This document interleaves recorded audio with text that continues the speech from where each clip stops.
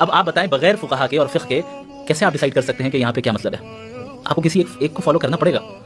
یہ ایک میں نے چھوٹی سی مثال دی ہے، اس طرح آپ کو بہت سی مثالیں ملیں گی جس سے آپ کو یہ پتہ چل جائے گا کہ آپ صرف قرآن کو ٹرانسلیشن کے ساتھ پڑھ لیں یا خود جو ہے عربی سے سیکھ لیں، آپ کو کسی عالم کی ضرورت نہ پڑے، کسی مفسر کی ضرورت نہ پڑے، کسی اسکول آف تھاٹ کی ضرورت نہ پڑے، کسی جو ہے اصول تفسیر، اصول حدیث اور اصول فقہ کی ضرورت نہ پڑے. یہ بہت ہی بچکانہ سی وہ چیز ہے، یعنی یہ بہت ہی جو سپرفیشل نالج رکھتا ہے اسلام کا، میں سمجھتا ہوں کہ اس کے ذہن میں یہ چیز آتی ہے. کتنی آیتیں قرآن کریم کی ایسی ہیں کہ جس کے پس منظر کو آپ نہیں جانیں گے، اس کی شان نزول کو نہیں جانیں گے، تب تک آپ کو اس کی میننگ سمجھ میں نہیں آئے گی. قد سمع اللہ قول التي تجادلك في زوجها وتشتكي الى الله. اللہ نے اس عورت کی بات سن لی جو آپ سے بحث کر رہی تھی. کون عورت؟ کس کے بارے میں بات ہو رہی؟ اس کے لیے آپ کو کسی عالمی کے پاس جانا ہوگا. آپ نہیں میں تفسیر پڑھوں گا. تفسیر کس نے لکھی ہے بھائی؟ عالمی نے لکھی ہے. تو اچھا، اب اگر صرف کتاب کو پڑھ لینا کافی ہوتا تو نبی کو بھیجنے کی کیا ضرورت تھی؟ صرف قرآن آ جاتا. اللہ نے قرآن کے ساتھ نبی کو بھیجا.